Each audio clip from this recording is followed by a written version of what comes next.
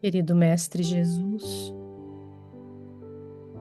Divino Amigo, Benfeitor maior para as nossas vidas. É com alegria, Senhor, que nos reunimos, dando início ao estudo do livro Pensamento e Vida. Esta obra estudada no mundo espiritual e que nos foi deixada pelas mãos de Chico Xavier. Preciosos ensinamentos que nos ensinam a respeito da importância do nosso pensamento na nossa vida. Nós agradecemos, Senhor, porque nos sentimos abençoados pela oportunidade destes estudos da doutrina espírita. Ajuda-nos, Mestre, para que estes ensinamentos nos transformem, para que o que aprendemos juntos aqui possam ser elementos de transformação do nosso eu interior, do nosso coração, da nossa mente. Que os nossos benfeitores que nestes momentos estão conosco possam nos orientar, nos envolver com carinho, com bondade, nos ajudar nas reflexões que faremos juntos. Que este aprendizado, Senhor, seja para nós luz e alimento para as nossas almas. Nós agradecemos, Mestre, a oportunidade que o Senhor nos concede, oportunidade que é bênção, pois viver neste mundo sem o conhecimento espiritual é como viver sem luz. Viver neste mundo, Senhor, sem a Tua presença é estar morto, porque o Senhor é vida, o Senhor é bondade, o Senhor é luz, o Senhor é caminho para os nossos passos de crescimento e transformação. Nós agradecemos, Mestre, a oportunidade e pedimos que nos abençoe, que fique conosco e nos guarde hoje e para todo sempre. Que assim seja.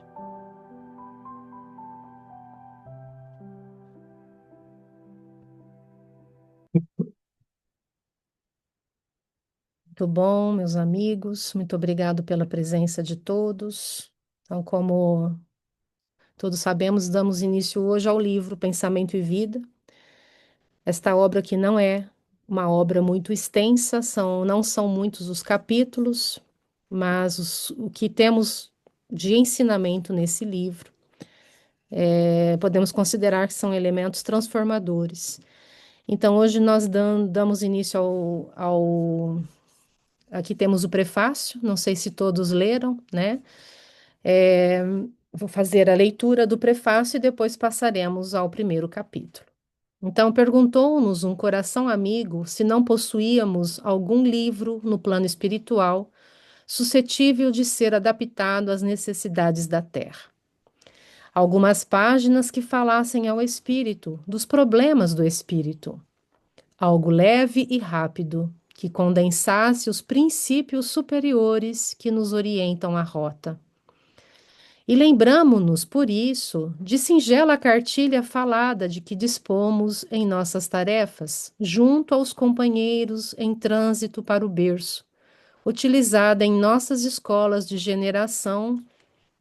regeneração entre a morte e o renascimento.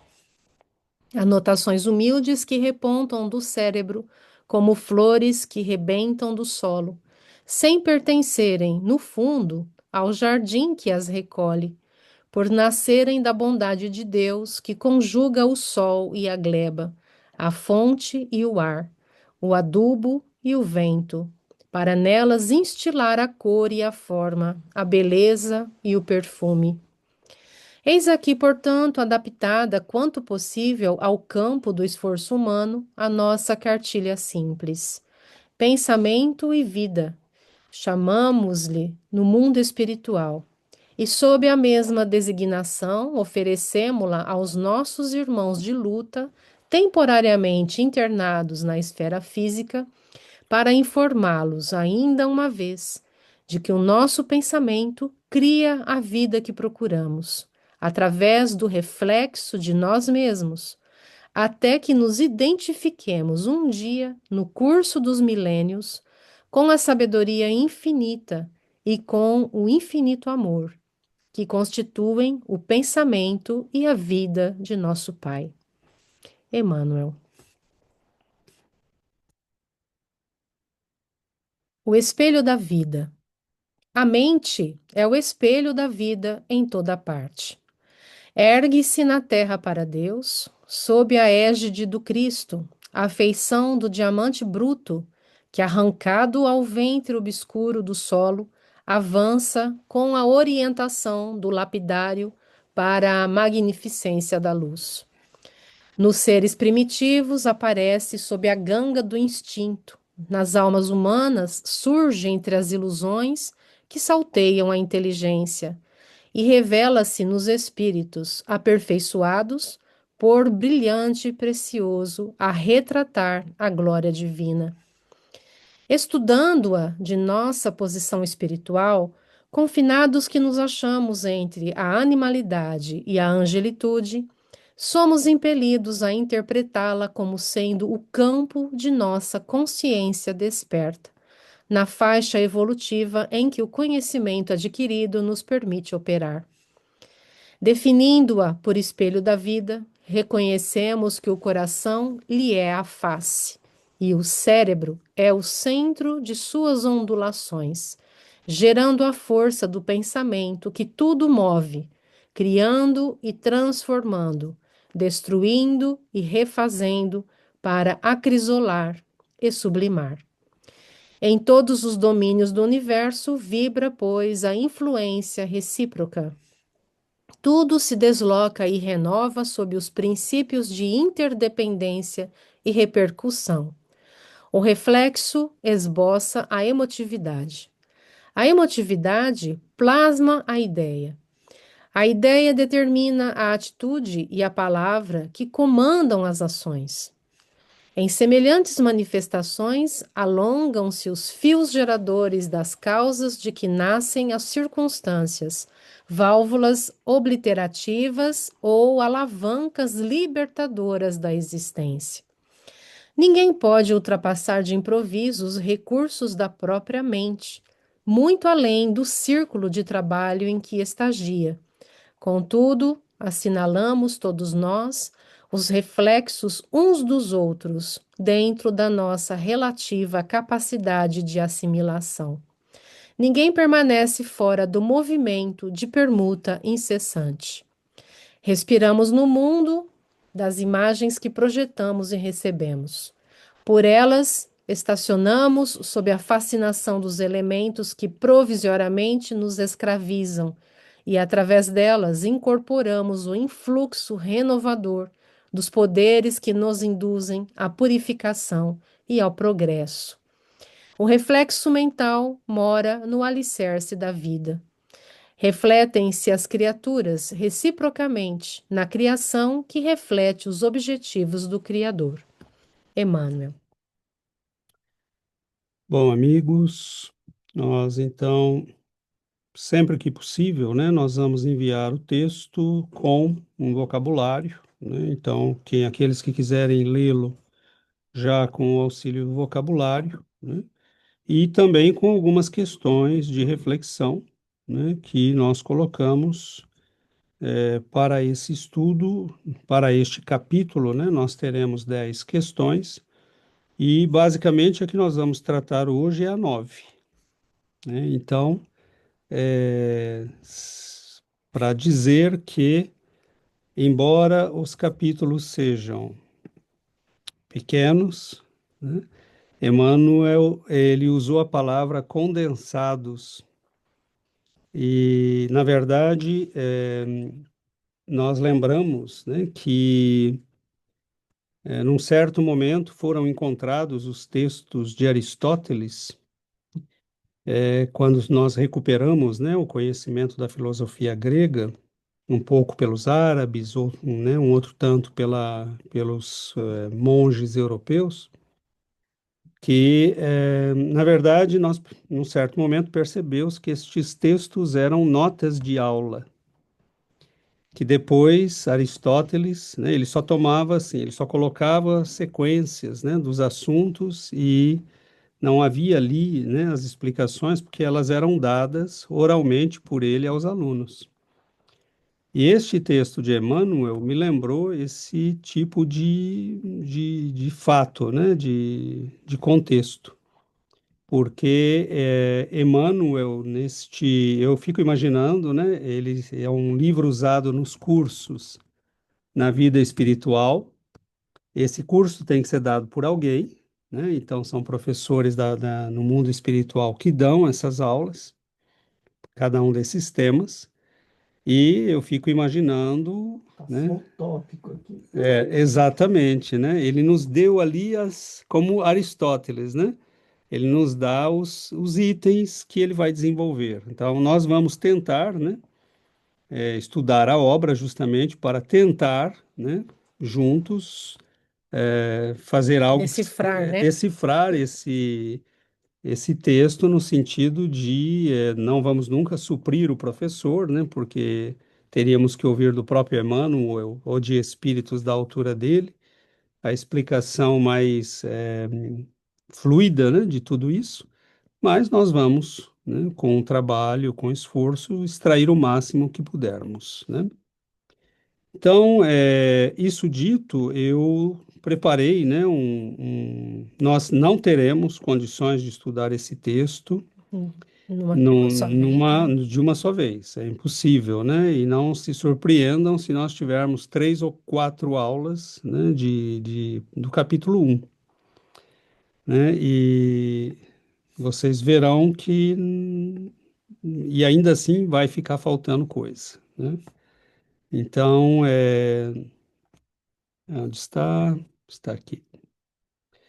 Então, só para dizer, né, que realmente é algo que a gente fica impressionado de ver, né, como alguém pode condensar de maneira tão extraordinária, né, em frases tão parecem simples, mas ao mesmo tempo são herméticas, né? Então, por isso que eu chamei aqui capítulo 1, né? Não imagino que uns 3 ou 4 serão necessários, né? Encontros só para esse capítulo. Então, nós temos um resumo aqui, né? Então, o texto compara a mente a um espelho da vida, um diamante bruto a ser lapidado. Ela surge nos seres primitivos apenas como instinto, evolui nos humanos, né, entre paixões, ilusões e lutas, né, aquisição de razão. E nos espíritos aperfeiçoados, ela já reflete a luz divina, né, como Emmanuel diz na introdução. A mente é formada pelo coração, face do espelho, e pelo cérebro, centro das ondulações do pensamento. Nós vamos tentar entender tudo isso. O pensamento gera e transforma tudo. Há sempre uma influência recíproca e eu diria cíclica. O reflexo, né, gera a emotividade, que cria a ideia, que leva a atitude à palavra, que geram as ações, que produzem, né, consequências e que estas voltam sobre nós, gerando novos reflexos, né? Todos estamos, mas o que é reflexo? O que é tudo isso, né? O que quer dizer tudo isso? Todos estamos nesse ciclo constante, né, de reflexos e ações, recebendo e projetando imagens que podem nos prender ou nos libertar. A vida é, portanto, um grande sistema de reflexos interdependentes que revelam nossa mente, a mente dos outros e a mente divina, né? Então, esse é um resumo, né, mais ou menos do que nós vamos ver nesse capítulo, mas né, nós veremos aos poucos cada uma desses focos. É como se nós fôssemos colocar a luz em cada pedacinho do texto, né, e ainda assim ficará faltando coisa. Então, nós vamos começar por essa afirmação de Emmanuel, né, que, a nosso ver, dá uma visão evolutiva da mente. Como ele diz, né, no texto, ela começa, né, nos seres mais elementares e progride. Então, somos impelidos a interpretá-la, a mente, como sendo o campo de nossa consciência desperta, na faixa evolutiva em que o conhecimento adquirido nos permite operar. Então, a mente, né, ou o ser que nós somos, né, a consciência que nós somos, torna-se com o tempo autoconsciente no processo evolutivo. Este processo é a evolução do princípio inteligente, que vai se individualizando e ganhando complexidade até manifestar a consciência desperta, consciência de que ele existe, né? Uma bactéria existe, mas ela não tem consciência que existe, né? Um cristal existe, mas ele não tem consciência que existe. E mesmo alguns seres humanos, em níveis muito primários, né, ele tem uma consciência muito rudimentar da própria existência, né, mas ele já tem comparado aos animais, às plantas, né? Então aí nós temos alguns exemplos. Por exemplo, né, no reino mineral, nós podemos dizer, como diz, na verdade, Leon Denis, como diz Gabriel Delany, né, o princípio inteligente está adormecido.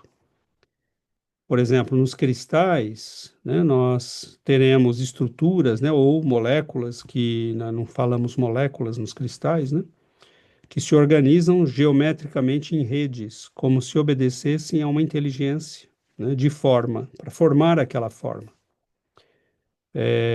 Por que que os átomos, né, nós temos cristais, por exemplo, que vão se formar quando você pode dissolvê-los, né, na água ou num outro solvente, e aí quando eles chegam no ponto de saturação, vão formar esses cristais, né? Então, é como se tivesse uma inteligência funcionando ali.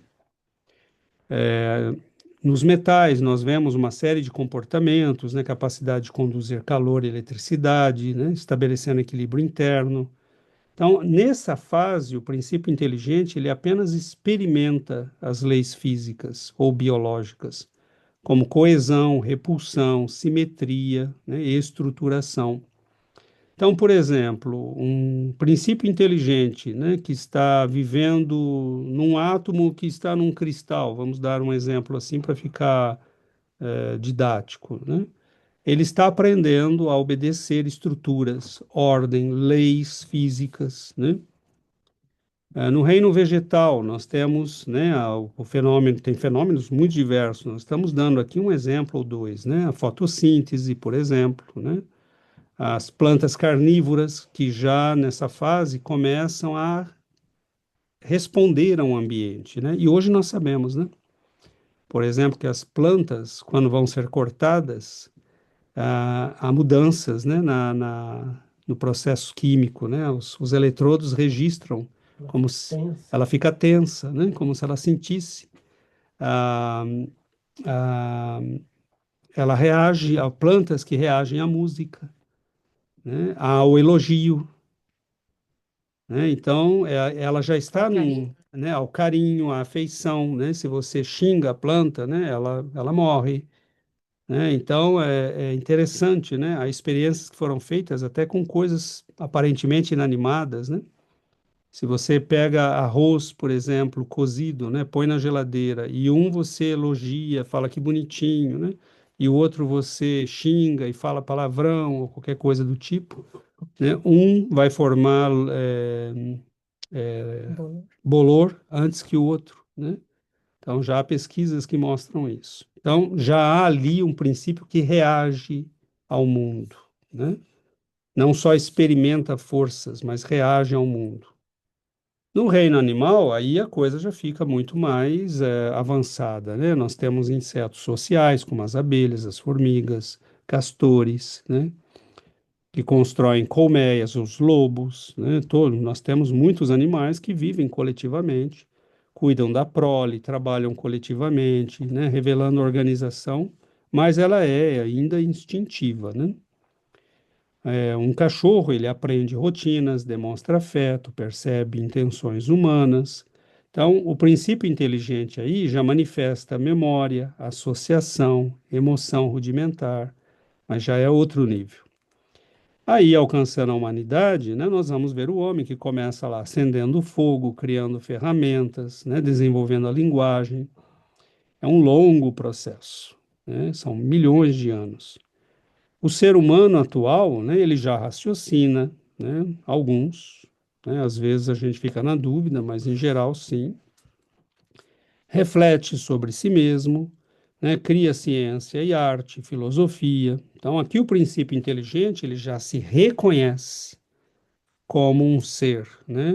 E muitas vezes como uma alma humana, capaz de pensar, escolher e projetar-se no mundo, né? Então, e aí nós alcançamos os espíritos que já estão na consciência superior. Então, aquilo que nós chamamos de almas iluminadas, né? Como santos e missionários, por exemplo. Então, esses já refletem a glória divina, eles não refletem a si mesmos, né? Eles refletem a glória divina, a luz divina, eles já são cristais, diamantes polidos, né? Usando o pensamento não só para sobreviver, mas para amar e servir. Nesse nível, a mente já não apenas reflete o mundo, mas se torna espelho de Deus.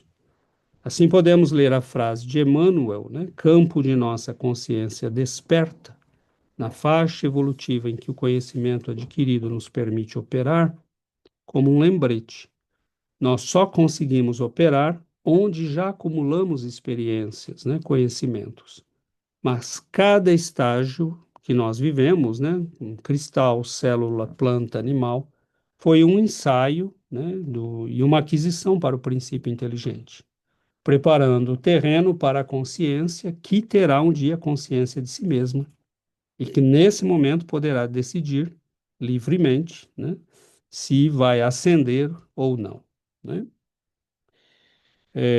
Tudo bem até aqui? Alguém gostaria de, né? Se houver, levante a mão, porque às vezes a gente não consegue ver todo mundo quando está no modo de partage. Então, nós vamos em frente. Então, essa frase de Emmanuel, né, somos impelidos, né, como, a interpretá-la como sendo do campo da nossa consciência desperta. Então, o autor aqui ele mostra que a mente é campo de consciência desperta, né, consciência como presença lúcida, centro do ser. Então, nos humanos, este desperto tem níveis, né, que vão variar igual ao nível dos indivíduos, né? E essa consciência só consegue operar dentro do limite do conhecimento que ela adquiriu, né? Ou do nível de evolução que ela já atingiu, né? Então, por exemplo, um animal vai operar no nível daquilo que ele é capaz, né? Dos reflexos que ele adquiriu. E um ser humano também, né? Agora, num ser humano, isso pode variar desde o homem mais primitivo, né, das fases mais primitivas, até o gênio sublimado, né, e ao santo, ao missionário, né? Então, nós poderíamos até reescrever essa frase, né, de uma certa maneira. Nós poderíamos dizer que nós podemos operar a partir do conhecimento adquirido na faixa evolutiva que a nossa consciência alcançou e no nível de consciência de si mesmo em que ela está. Então, ele introduz aqui, nós temos que tomar cuidado, porque tem aqui duas noções da palavra consciência, né? É a noção de consciência como o eu, o centro do ser, né? E a consciência como reflexividade, eu tenho consciência de, né? Então, nós não temos palavras, né, para distinguir esses dois estados, né? Então, eles não são usados no mesmo, né, sentido. Eu posso dizer que um animal é uma consciência em desenvolvimento, mas ele ainda não tem consciência que ele é uma consciência, né? Então, é essa distinção que nós temos que tomar cuidado, né? Então aí vem, né, que essa capacidade de operar, ela depende não apenas da evolução geral, né, mas também do grau de consciência reflexiva, aquilo que eu sei, né, de mim mesmo, aquilo que eu conheço de mim mesmo. E não basta evoluir biologicamente ou socialmente, é preciso ter essa lucidez, expandir essa lucidez interior, né? Então, nós já falamos dessa distinção, né, da palavra consciência, não precisamos repetir. Mas aqui nós temos um texto de André Luiz, né? Ele vai falar das faixas inaugurais da razão.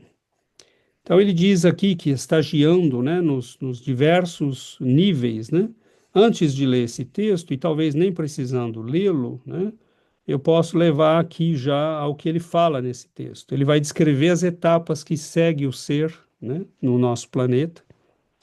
Então começa lá na era Cenozoica, 60 milhões de anos atrás, né? Ele vai descrever aqui, ele vai dizer assim, é,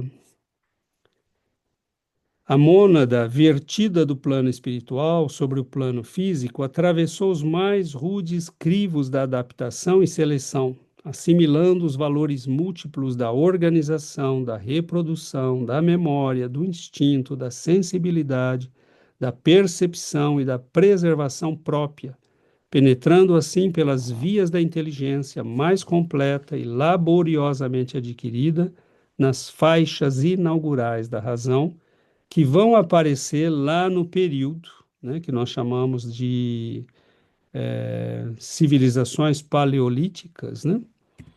E aqui nós temos uma ideia do tempo que isso leva. Então, começa lá na era Cenozoica, 60 milhões de anos atrás, né? Dá para imaginar uma coisa dessa, né? Nós estamos 2.000 anos depois de Jesus. Civilização na Terra, né? Registros nós temos, né, de talvez 10.000 anos antes de Jesus, não mais que isso. Aí o Eoceno Médio, nós estamos falando de 48 a 38 milhões de anos atrás, né? Nós temos os marsupiais, os cetáceos. No Mioceno, nós vamos ter, né, os rinocerotídeos, cervídeos, antílopes, equídeos, canídeos, né? Os ancestrais dos elefantes, os antropóides inferiores. A gente pode considerar que já tem o princípio inteligente? Sempre, sempre. Sempre tem o princípio inteligente. É ele que está evoluindo por todas essas fases. Então, vocês vejam o nosso caminho, né? No Plioceno, nós já estamos aí entre 5 e 2,5 milhões de anos atrás, né? Nós temos mamíferos mais nobres, megatérios, preguiças gigantes, mamutes, né? No Quaternário, nós estamos a 2,6 milhões de anos atrás, até a atualidade. E aí vão aparecer, né, os pitecantrópoides, os hominídeos primitivos, o Homo erectus, né, que antecederam as primeiras civilizações paleolíticas, que vão ser os nossos ancestrais caçadores e coletores. Então, aí nos diz André Luiz. Essa é a linha do tempo, né? Nós colocamos aqui, então nós começamos, né, até antes disso, né, lá nos 66 milhões, e vamos vir aqui até as primeiras civilizações do Paleolítico, né? E aí ele nos diz, evolução no tempo. Contudo, para alcançar a idade da razão, com o título de homem dotado de raciocínio e discernimento, o ser automatizado em seus impulsos na romagem para o reino angélico, despendeu para chegar aos primórdios da época quaternária em que a civilização elementar do sílex denuncia algum primor de técnica, nada menos de 1,5 bilhão de anos. Então, ele está falando aqui do processo evolutivo no nosso planeta, né? Os seres que provavelmente evoluíram aqui no nosso planeta, que talvez não seja nem o nosso caso, né? Então, nós já chegamos aqui na condição de reencarnar, provavelmente, nos seres que já tinham preparado os corpos que iam ser usados aqui, né? Então, nós temos, né, aqui não vamos muito além disso, e então nós paramos esta apresentação prévia por aqui, né? E veja que nós selecionamos aqui uma frase, né, de Emmanuel. Então, essa frase ela já nos dá o que pensar, né? Então, vamos abrir. O Alexandre já manifestou aqui e deixa eu fechar o microfone aqui para não dar. Nossa, gente, sem nem o que falar depois de ver isso aí. Mas eu li, eu tentei entender de uma forma geral, né? Esse texto aí no prefácio, Emmanuel começa, um livro leve, rápido, né? Uma singela cartilha, com anotações humildes, como se fosse simples de ler, né? Eu fiquei pensando, não, é Emmanuel, não pode ser, não vai ser fácil, simples, né? Uma simples cartilha, como ele diz, é só a humildade dele, né? E aí eu li a primeira frase, né? A mente é o espelho da vida em toda parte. Aí eu falei, lascou. É difícil, é complexo. E fiquei muito tempo nessa frase, né? Brincando, mas pensei, Emmanuel mentiu no prefácio, né? E aí fiquei pensando sobre essa frase, já empaquei nessa frase logo de começo. E aí fiquei pensando no indivíduo, né? Como a mente reflete a nossa vida e o que a gente pensa mostra quem a gente realmente é, né? Então a gente vê a importância do pensamento aí, né? O livro se chama Pensamento e Vida, né? Então o que pensamos representa a nossa vida. Um pouco simples isso, mas comecei pelo indivíduo, né? Por mim pensando. Mas logo abaixo ele amplia essa visão, né? Do reflexo do indivíduo para o universo, né? Me corrija se eu estiver errado. E aí ele fala lá, com as minhas palavras, mas ele fala, no universo nada vive sozinho, né? Tá tudo ligado e tudo influencia tudo, né? O que a gente faz, pensa ou sente vai afetar o mundo, né? O mundo e o mundo devolve isso para nós, né? Ou seja, o que a gente faz reflete tudo em volta de nós, né? E aí ele explica com três frases um processo super complexo aqui, né? Extremamente complexo da vida, né? Que o reflexo esboça a emotividade. Daí, né, que eu entendi, o que vemos no mundo, como no espelho, desperta em nós certas emoções. É, mas eu não sabia que ia ter todo esse. Então, a emotividade plasma a ideia, né? Então, essas emoções moldam o nosso pensamento, e como o César disse, a emoção é positiva, a gente vai gerar ideias construtivas. E se a ideia é negativa, acho que acaba gerando medo, né? Esses sentimentos negativos, raiva, vingança. Eu fiquei me chamou muita atenção esses três frases. Então a ideia determina a atitude e a palavra, então os pensamentos gerados por essas emoções vão nos guiar e no que a gente vai dizer e fazer, né? Que acaba comandando as nossas ações. Então as atitudes e palavras vão se tornar ações concretas no mundo, né? Então vão impactar sobre nossa vida e sobre a vida dos outros, né? E sobretudo quem está próximo, né? Então a gente vê que nada é por acaso, né? Que o que a gente faz começa dentro da gente, do jeito que a gente sente, reage, o que acontece ao nosso redor, mas é uma loucura, porque isso impacta no universo, né? Porque é um grande ciclo, né? O que a gente faz impacta desperta a emoção de alguém, molda uma ideia, guia as palavras e atitudes e acaba se transformando numa ação que vai impactar e vira um ciclo, né? Então foi um pouco isso que eu entendi do texto, mas já na primeira frase eu já vi que é difícil. E o César acabou de mostrar que é muito mais complexo do que eu imaginava. Mas é isso, gente. Obrigado. Abrir aqui.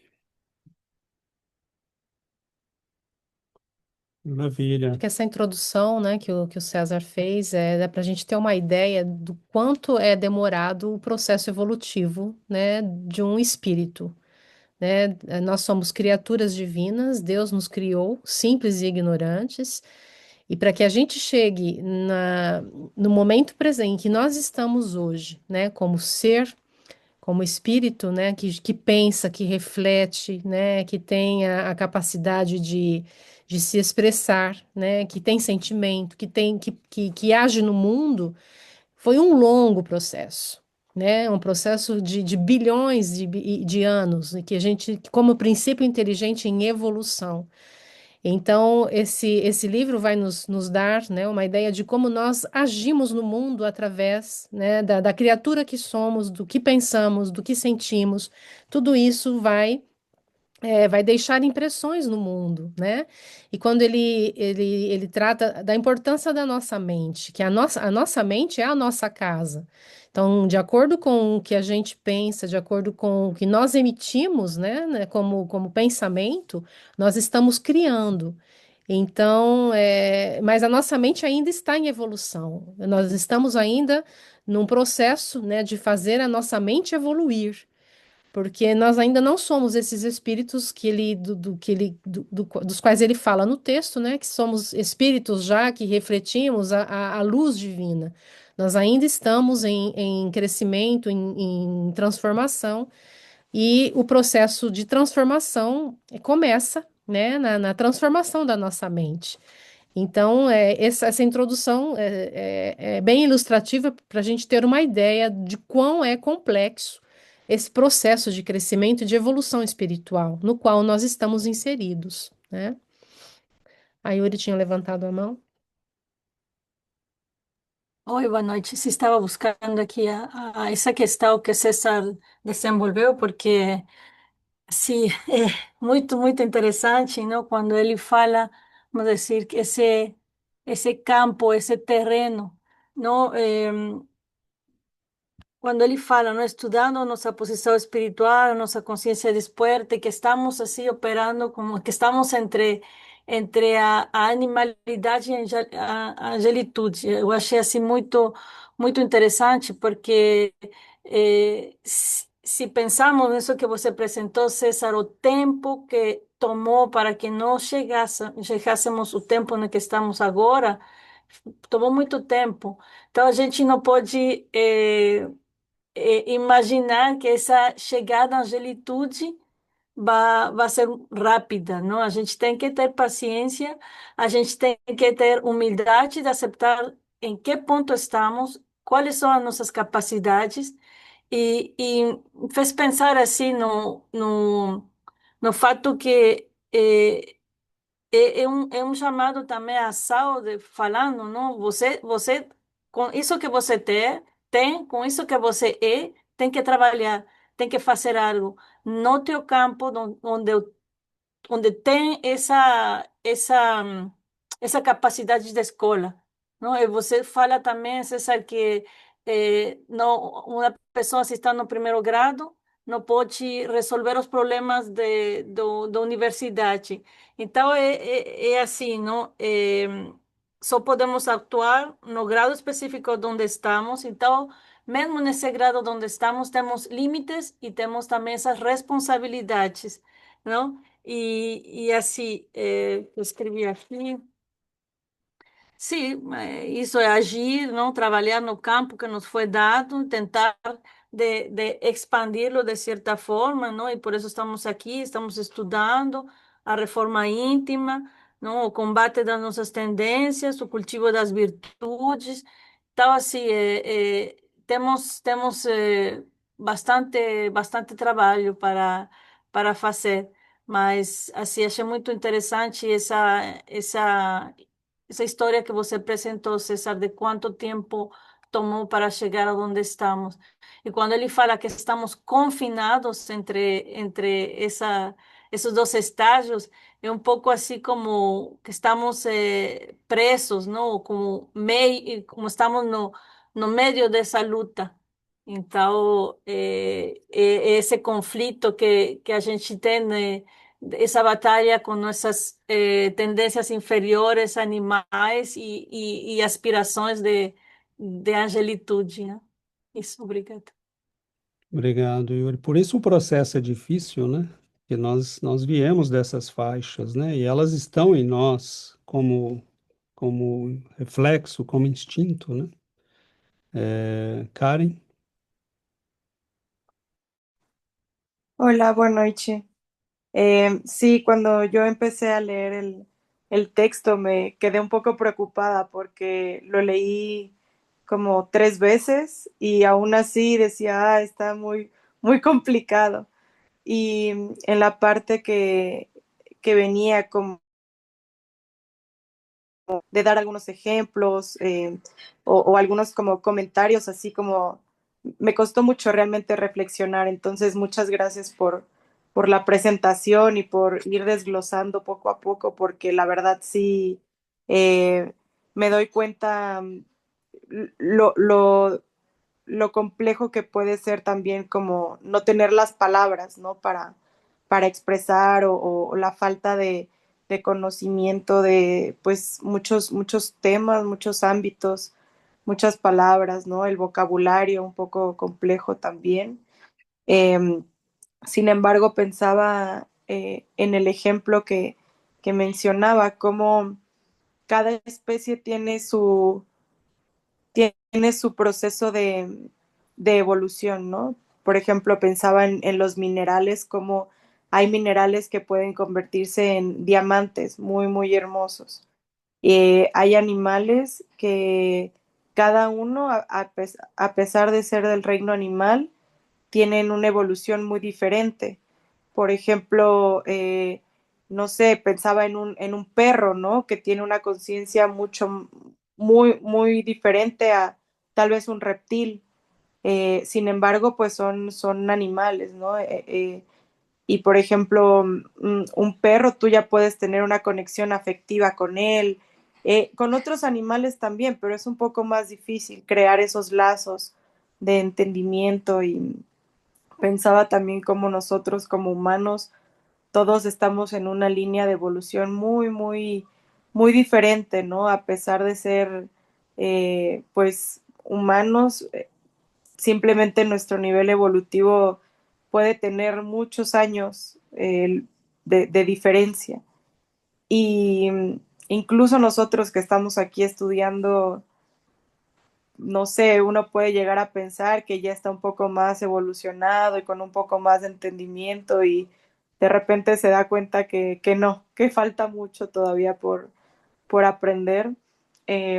Yo pensaba en esa cuestión del pensamiento, lo que explicaba, cómo el pensamiento genera una idea, esa idea se expresa, se crea, ¿no? Se puede llegar a materializar y, y justo lo leí en un momento en el que necesitaba leerlo, ¿no? Ahorita que estoy pasando por mi recuperación de la cirugía, ha sido muy difícil, la verdad yo no esperé que fuera así de complicada y empiezo a tener pensamientos muy feos, ¿no? Así pensamientos muy negativos y como que digo, no, tengo ese pensamiento porque sé que no me está ayudando. Sin embargo, cómo es difícil cuando ya uno entra como en esa corriente, ¿no? En esa nube así como un poco pesada, el intentar salir. Entonces, ayer que estaba leyendo el texto era como reiterar, cambiar esa dirección de pensamiento para no seguir como cultivando, ¿no? Esa energía y creando como eso. Pensaba en lo que comentaban de las plantas, de cuando a una planta le hablan bonito, eh, como los estudios que han demostrado cómo cambia las partículas del agua cuando les cantan o les hablan bonito, cuando les ponen música bonita, ¿no? Y las ven en un microscopio y las partículas cambian. Hay unas que tienen una forma más armónica que otra. Y pensar que nosotros somos 70%, nuestro cuerpo está formado de agua, ¿no? Entonces también esas partículas de nuestro cuerpo, pues, eh, influyen y toman esa forma de las vibraciones, ya sea positivas o negativas. Entonces, me pareció un texto súper interesante, pero sí un poco complicado, entonces me parece muy bueno como seguirlo retomando y estudiando varias veces. Gracias. Obrigado, Karen. Nós temos que ter, né? Nós estamos mudando um pouco a lógica do estudo, né? É, por exemplo, o Alexandre, ele leu o texto e ele procurou fazer aquilo que nós fazíamos, né? Ter um entendimento global do texto, como está no resumo inicial que nós mostramos, né? Mas isso é bom e isso deve ser feito, porque nós precisamos tentar, né, quando lemos o texto, criar uma compreensão global. O que quer dizer esse texto? Mas depois nós vamos ver, né, que a hora que nós começamos a trabalhar o texto, parte, né, parágrafo por parágrafo, nós não vamos ver parágrafo por parágrafo, frase por frase, mas os elementos mais importantes, né? Porque há coisas que estão conectadas em grupos, né? Nós vamos ver por grupos de similaridades ali de ideia, mas indiretamente vamos ver tudo, né? Por isso que vamos levar talvez um tempo maior, porque eu vou dar só um exemplo, né? Quando ele diz a mente é o espelho do mundo, né? Espelho da vida. Espelho da vida. É, mas o que quer dizer isso, né? O que que é? Por que espelho? Por que que ele usou espelho e não mesa, faca? Por que que ele usou espelho e o cérebro? O que que tem a ver com isso, o cérebro? Né? O Então, o coração. coração, o que que tem a ver o coração nessa história, né? Na face do espelho é o coração. Então, nós percebemos aí que não dava para fazer isso, não tem como fazer isso em duas linhas e achar que nós estudamos. Então, nós vamos entrar nisso de modo mais profundo, né? Nós vamos tratar disto, depois vamos tratar de um outro aspecto, né? E nós vamos ter aí dois, três encontros com certeza, três com certeza, para trabalhar esse primeiro capítulo. Então, a lógica está mudando, né? Façamos a leitura, tentemos entender globalmente, né? Façamos para nós mesmos um resumo, né? Isso é importante, e depois, né, nós vamos destrinchar o texto, né? Por exemplo, nesse que nós estamos lendo hoje, nesse pedacinho que nós estamos lendo, nós vemos que estar desperto é uma conquista evolutiva. Mas por que que Emmanuel diz, por exemplo, ele diz, volto aqui, né? Deixa eu tirar do modo. Ele diz: podemos operar a partir do conhecimento adquirido. Espera só um segundo, que eu estou voltando aqui. Somos impelidos a interpretá-la como sendo o campo de nossa consciência desperta. Bom, peguemos essa frase. Ela é um campo, mas ele está falando, né, que a consciência aqui é a parte do campo que está Desperto. desperta, mas quer dizer que tem mais, né? Então, quando nós vamos entendendo, né, um pouquinho do que ele está dizendo, o que é que nós conhecemos de nós mesmos? Um homem que levanta todo dia para trabalhar, para cumprir seus deveres, para estudar, né, e ter uma profissão. Mas o que é que nós conhecemos de nós mesmos? Então, quantos sabem que são, além de um corpo físico, tem um corpo espiritual? Quantos sabem que a mente tem um poder imenso sobre esses corpos? Quantos sabem, ou quantos sabemos, onde o processo evolutivo, né? A Yuri falou, estamos no meio, né? Entre os dois, animalidade e angelitude, e qual vai ser o processo a partir de agora para chegarmos na angelitude? E quais são as características da angelitude? Né? Então você se aproxima cada vez mais de características divinas, né? Vós sois deuses, fareis o que eu faço e muito mais. Né? Então, como é que você deixa de ser quem é hoje para se transformar no que é Jesus? Que, né, nós já podemos considerar como uma consciência angélica, né, que esteve presente nesse mundo. Então, o que sabemos nós dos poderes que estão ocultos em nós? Então, a partir de agora, por exemplo, nós estamos falando do processo de aquisição da razão. Né? Ele está descrevendo, André Luiz descreveu o processo de aquisição da razão. Lógico, a razão já nos permite ter o pensamento, né, reflexivo. Eu penso, mas eu penso também sobre o pensar. Eu penso, mas eu penso sobre mim mesmo.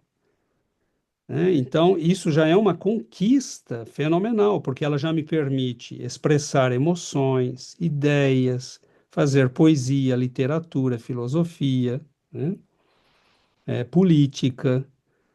Então, nós já somos seres que estamos vivendo numa dimensão reflexiva diferente, né? Não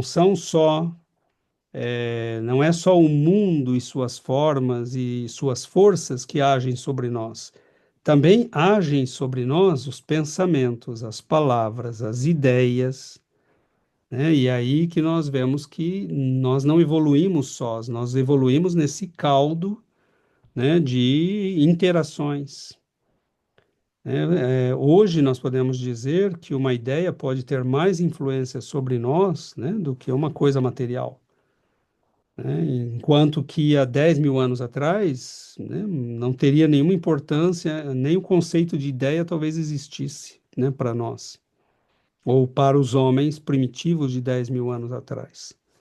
Nós temos que lembrar que não necessariamente nós fizemos a nossa evolução no planeta Terra, mas a nossa terá sido diferente disso? Né? Provavelmente não, né? De onde nós viemos, talvez se chamassem as eras com outros nomes, e elas tenham tido outras características, mas a duração não deve ter sido muito diferente, né? Para a aquisição da razão, do pensamento. Então, o que que eu sei dessa consciência, né? É, o, o, eu não gosto dessa imagem porque remete à psicologia profunda, né? E eu, como vocês sabem, tenho minhas dúvidas com relação a isso, mas nós poderíamos dizer, né, que a consciência é essa ponta do iceberg, né, e todo o restante é aquilo que nós somos, não só inconscientemente, mas potencialmente. Né? Então, tem muita coisa escondida em nós. Né? Por exemplo, Jesus manipulava a matéria, Jesus se deslocava, né, contra a lei da gravidade. Como é que ele fazia isso? Ele transformava substâncias químicas em outras, ele regenerava tecidos orgânicos, ele corrigia ossos, né? Porque você tem paralíticos, né, que provavelmente tinham, né, ossos completamente atrofiados, Nervos, né? músculos, nervos. Como é que ele recuperou isso? Né? Então, que potencial de grandeza existe em nós, né?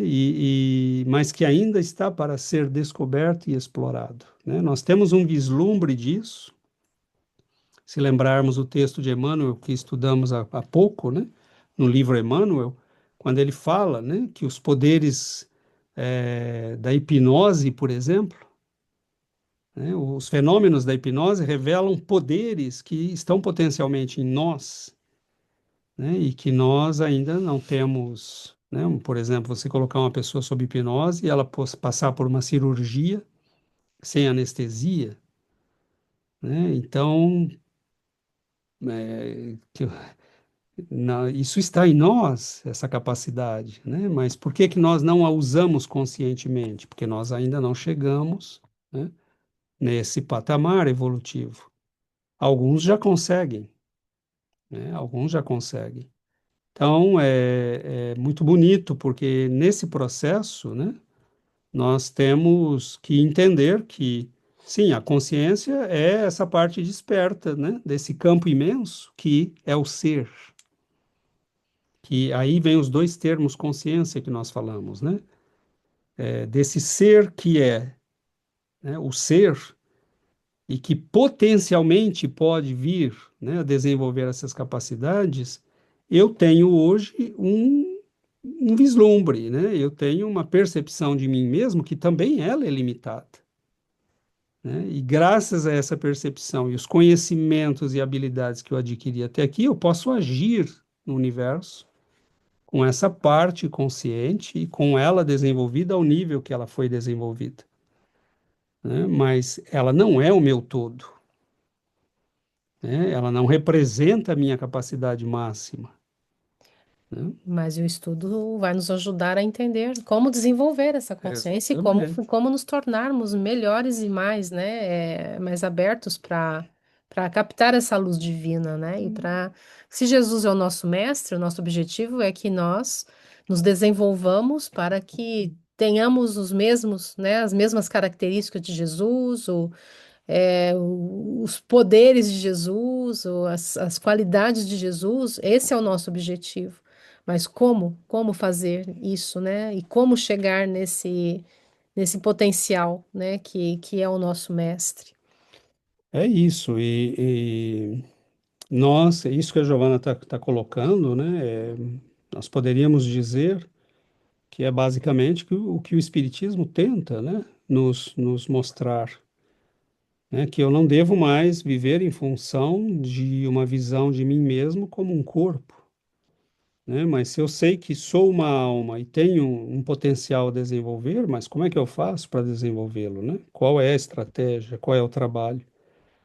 E nós sabemos, né? Emmanuel também diz que nós temos que desenvolver as asas da sabedoria e do amor, né? Então, nós poderíamos estudar, né? Por exemplo, o desenvolvimento do amor. Nós falamos da razão, mas e o desenvolvimento do amor? Nos cristais, né, nos minerais, ele vive pela lei de atração e repulsão química e física. Nos vegetais, né, ele é instintivo, né, reação à luz, ao calor, à umidade, né, ao meio ambiente, às energias que estão em volta dele, ele já reage a isso. Nos animais, nós já vemos comportamentos realmente, né, uma fêmea, ela pode ir à loucura para proteger um filhote, né? Então, ela está desenvolvendo a afetividade materna.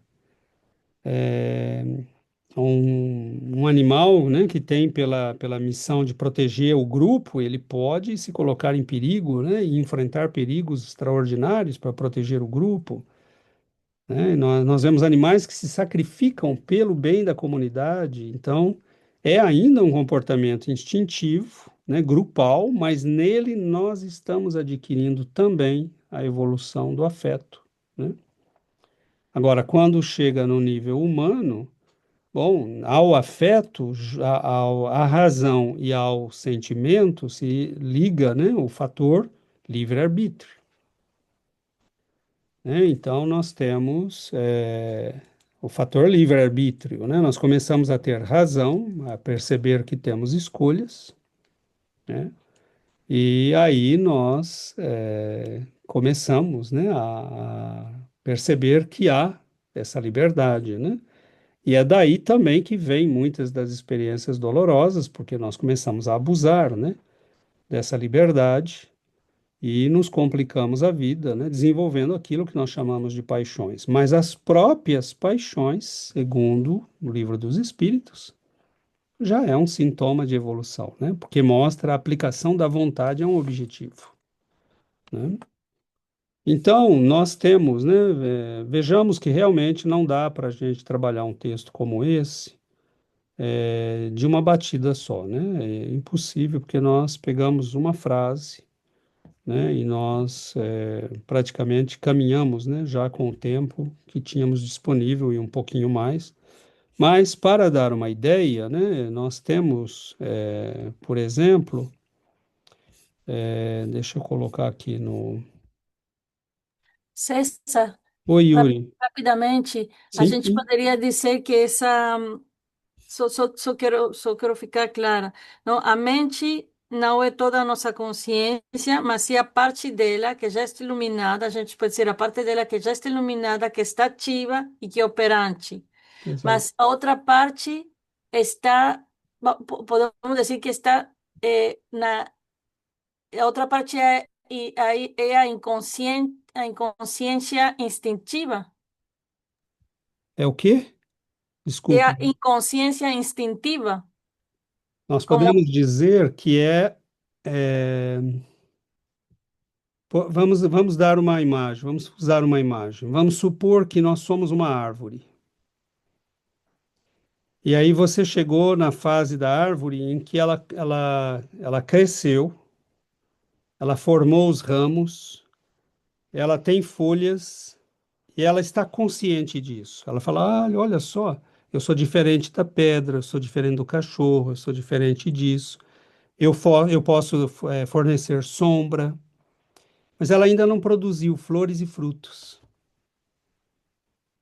Ela sabe que é uma árvore, mas ela ainda não sabe todo o potencial que ela tem como árvore, né? Então, nós já sabemos que somos humanos, que temos razão, que temos sentimento, mas onde, né? Hoje nós sabemos, né, que temos potencialmente em nós um Cristo, né? Mas quantos humanos sabem isso?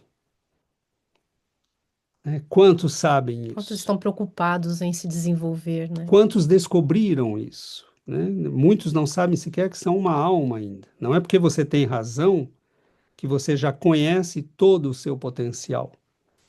Então, o que eu quis dizer aí nesse exemplo, né, com essa figura, foi que nós somos, né, a consciência é essa parte desperta que eu tenho de mim mesmo, mas ela própria não conhece a si mesma integralmente, né? Então, Emmanuel diz, é um campo, né, em que a parte desperta é o que nós chamamos a nossa mente, né, a nossa consciência de nós mesmos. Mas ela própria ainda não se conhece integralmente, porque nós ainda há coisas que nós só vamos conhecer com o tempo, desenvolver com o tempo, né? Então, essa árvore, por exemplo, no momento em que ela começar a produzir flores, ela vai dizer: Nossa, olha, eu sou capaz de produzir isso. Mas ela ainda não sabe que também vai produzir frutos, né? Então, hoje nós podemos dizer que há bilhões de pessoas que não sabem, né, que são Cristos, né? Elas imaginam que vão morrer e acabar, né? Nós já estamos, né, graças à doutrina espírita, na condição de entender que nós estamos num processo evolutivo, que hoje nós estamos despertos a um nível, né, que ainda não é integral e que nós temos um conhecimento que nos permite operar no nível em que nós estamos. Eu não posso operar no nível macro, eu não posso regular comunidades, conduzir civilizações, né? Mas o Cristo, por exemplo, pode conduzir esse planeta, como há nações que têm espíritos que podem conduzi-las. Como é que eles fazem isso? Como é que eles chegaram a isso? Né? Então, nós temos potenciais que vão vir com um processo evolutivo, né? Então, é essa parte do iceberg, né, eu diria, ou da montanha, né, que está, por hora, potencialmente lá, mas já somos nós, né? Então, só que nós não temos, né, a consciência disso. Nós estamos começando a ter, né, consciência disso. E, na verdade, Yuri, paremos para pensar. É, no período de um dia, quanto tempo nós estamos realmente conscientes? Né? Nós temos devaneios, nós temos pensamentos aleatórios, né? Nós passamos o dia pensando e sentindo coisas que a gente nem pensa. Aquilo vai vindo e nos toma como se, né? Então, assim, nós estamos despertos, entre aspas, né? Mas há um longo caminho, né? Estarmos conscientes o tempo todo, presentes o tempo todo, prestando atenção nas pessoas, nas coisas, nos movimentos, né?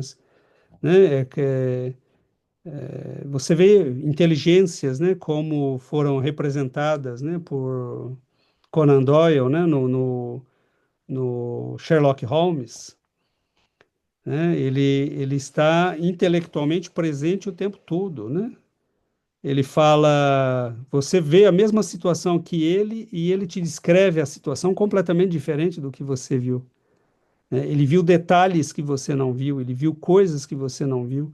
Então imagina um espírito superior, né? Um André Luiz, um Bezerra de Menezes, um Eurípides Barçanufo, vendo a mesma situação que nós estamos vendo, né? Eu estou olhando para a pessoa e vendo uma coisa, e eles estão olhando para a mesma pessoa e vendo outra completamente diferente, porque eles estão olhando com lentes e com um conhecimento que eu não tenho ainda. Que nós não desenvolvemos ainda. Por exemplo, quando André Luiz precisa ver, né, os pacientes que ele é levado a ver nas suas viagens de estudo, né, houve momentos em que os espíritos trabalharam a sua capacidade visual para que ele pudesse ver em profundidade o que se passava no corpo.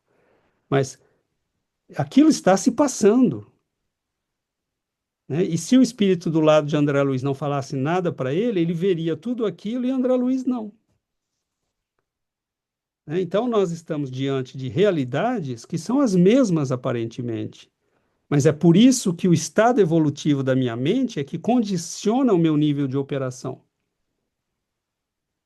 né? André Luiz podia operar até um certo ponto, mas o espírito que está do lado dele pode muito mais, né? Nós, quando vemos um uma situação, né, nós analisamos com toda a estrutura que nós temos. Se nós colocarmos um indígena da Amazônia diante da mesma situação, né, se nós colocarmos, por exemplo, um indígena num local, né, uma loja de diamantes, e colocarmos um prato com milho cozido, ele vai olhar o milho cozido,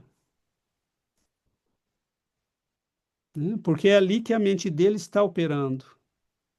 Aquilo que é Né? importante para É ele, aquilo que é né? importante para ele, né? É ali que ele está preparado para agir. Ele pensa em sobrevivência, né?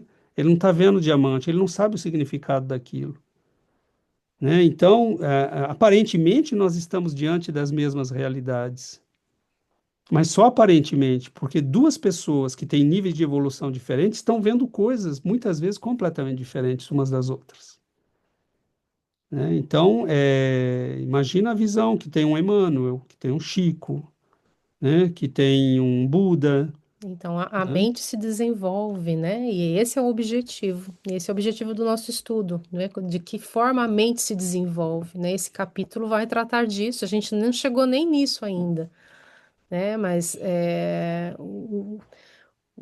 o assunto principal desse capítulo é que a mente é o espelho da vida e o que nós estamos refletindo, né? Então, de que forma nós podemos trabalhar em nós para que nós façamos desenvolver a nossa mente, de forma que esse desenvolvimento colabore com a nossa transformação. Mas veja que nós nem tocamos nesse assunto ainda, né? Nós já estamos adiantando as coisas, porque está no texto e a gente está vendo o texto globalmente, né? Uhum. Mas vocês vão ver que só essa parte, né? A mente é espelho da vida, vai dar um outro encontro, né? Então é realmente, né? A gente é aquela imagem que eu dei no início. Você pega, é uma cartilha, né? Como ele fala, né? É uma cartilha usada para falar com os espíritos que estão voltando, né, à Terra. Mas, na verdade, isso é dado em aulas, né? Ele fez aí uma condensação, né? E é muito bacana isso, porque isso exige que a gente trabalhe o texto, né? Que a gente se aplique, que a gente vá nas palavras. E uma coisa que a gente tem repetido e que eu, né, reafirmo É impressionante quando você presta atenção, você vê que espíritos como Emmanuel não usam palavras em vão, né? Se ele usou espelho, é porque é esta palavra, né? Então, nós vemos que é realmente muito preciso, né? E esse texto, né, ele nos reserva ainda muitas surpresas, né? Se nós pegarmos, por exemplo, nós fomos, né, até aqui, aí a semana que vem, essa aqui vai ser a nossa questão, né? Posso dizer que a mente é espelho, pois ela reflete em todo o tempo aquilo que ela mesma projeta no mundo? É isso que quer dizer essa frase, né? Será que é isso mesmo? Né? Como é que funciona esse processo? Então, na semana que vem, nós vamos explorar essa parte, né? E acho que, né, por hoje nós chegamos ao, né, aí seria o nosso final. Então, nós trabalhamos basicamente, né, aquela frase de Emmanuel, está aqui, né, a mente como sendo o campo de nossa consciência desperta, na faixa evolutiva em que o conhecimento adquirido nos permite operar, né? Então, oi, Jô. Só volta um pouquinho nessa frase. Somos impelidos a interpretá-la como sendo o campo de nossa consciência desperta, na faixa evolutiva em que o conhecimento adquirido nos permite operar. Então, o que nós temos de conhecimento, né, nos impulsiona a vida que nós levamos, né? Então, o que nós temos na nossa vida interior reflete na vida exterior. É isso? Podemos aqui nessa parte, né, por exemplo, deixa eu colocar aqui de novo. Aí. Screen, onde que está? Por exemplo, podemos operar, nós reescrevemos aqui a frase de Emmanuel, né? Podemos operar a partir do conhecimento adquirido, na faixa evolutiva que nossa consciência alcançou. Por exemplo, qual é o conhecimento adquirido pelos homens de 80 mil anos atrás? Se você assistiu o filme A Guerra do Fogo, você vai ver que ah, a guerra tecnológica da época era que algumas tribos se batiam para manter o fogo aceso. Quando caía um raio, pegava fogo na floresta, né, eles corriam para pegar o fogo e protegê-lo, mantê-lo aceso. Mas aí, né, eles descobrem que outras já sabiam produzir fogo, né? Então, veja, era esse o nível de conhecimento adquirido. Era nesse nível que podíamos operar a partir do conhecimento adquirido, na faixa evolutiva que nossa consciência alcançou até ali. Hoje nós estamos mandando naves para fora do planeta Terra. Mas não é só isso, não é só o conhecimento como conhecimento científico externo, né? Mas também está em jogo o nível de consciência de si mesmo em que nós estamos. Porque também isso é conhecimento, também isso é nível evolutivo, né? Então aí vem os dois sentidos da palavra evolução que está de consciência que está nesse texto. Então, onde pode operar Jesus? Bom, ele pode operar a partir do conhecimento adquirido na faixa evolutiva em que ele está, né? Então, e no nível de consciência que ele tem de si mesmo, né? Então, quando ele fala, eu sou, né, o caminho, a verdade e a vida, eu e o Pai somos um, ele está expressando um conhecimento, né, que se eu repetir essas mesmas frases, não vai, não vai parecer legal, né? Porque eu sei que eu não sou, né? Eu sei que eu ainda não sou o caminho, a verdade e a vida, e eu sei que eu não sou um com Deus, né? Embora Deus possa ser um comigo. né? Eu sou filho dele, ele me criou, né? Mas eu não tenho dele a percepção que ele tem de mim, né? Então, Jesus tinha já essa percepção. E ela não era só intelectual, ela se manifestava por ações, né? O que é mais fácil dizer, né? Teus pecados te são perdoados ou levanta-te e anda? Quer dizer, alguém que age assim não está de brincadeira, né? Ele sabe quem ele é, ele sabe o poder que tem, né? Ele não está agindo como médium, porque um médium não pode fazer isso, né? Um médium de Deus, sim. Alguém que está em sintonia perfeita com Deus, pode. Mas um médium não pode falar, vem aqui que eu vou te curar agora, né? Agora, Jesus podia dizer, né? Vem aqui que eu vou te curar. Você tem fé que eu posso te curar? Ok, né? Então eu te curo. Então, Jesus está operando numa faixa de consciência, né, de conhecimento, que está normal a faixa evolutiva dele. Mas ele também tem um conhecimento de si, né? Ele, daquela montanha que eu falei, né? Talvez ele já saiba muito mais, ou quase tudo, né? Dessa imensa montanha que é o ser que nós somos, né? Esse iceberg que é o ser, né? Então, tanto que ele sabe manifestar tudo isso pelas manipulações que ele faz da natureza e da vida, né? Então é isso, amigos. Nós começamos, né?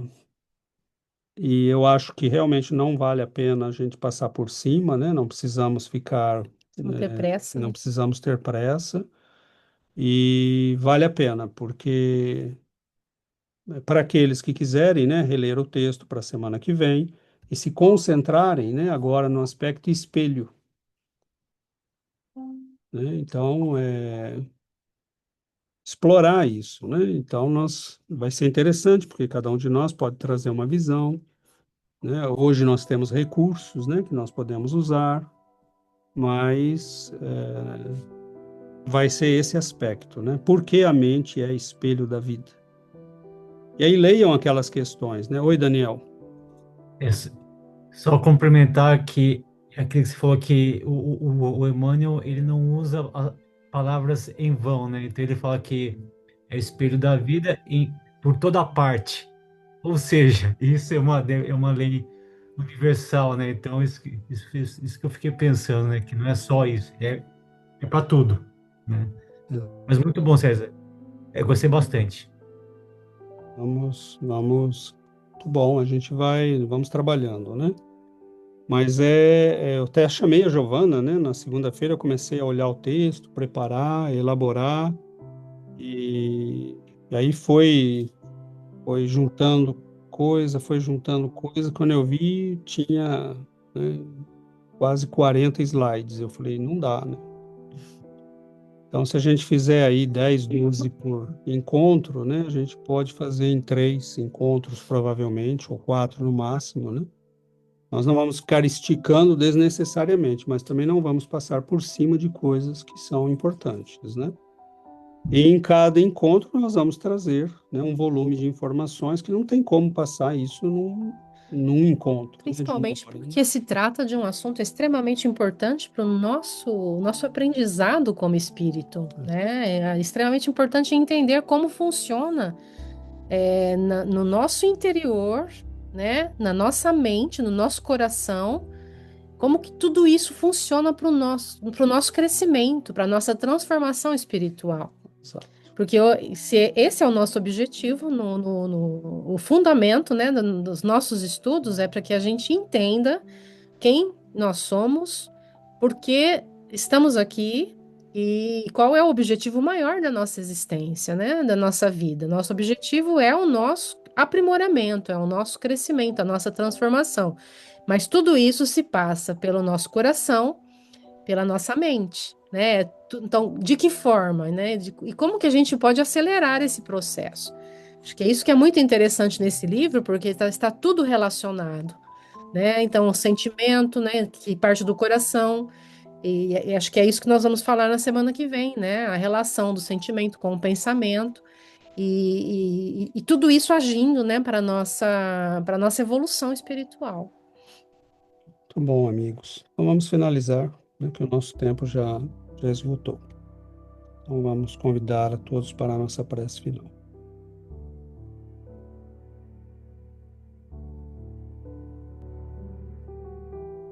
Querido Mestre Jesus, queridos benfeitores,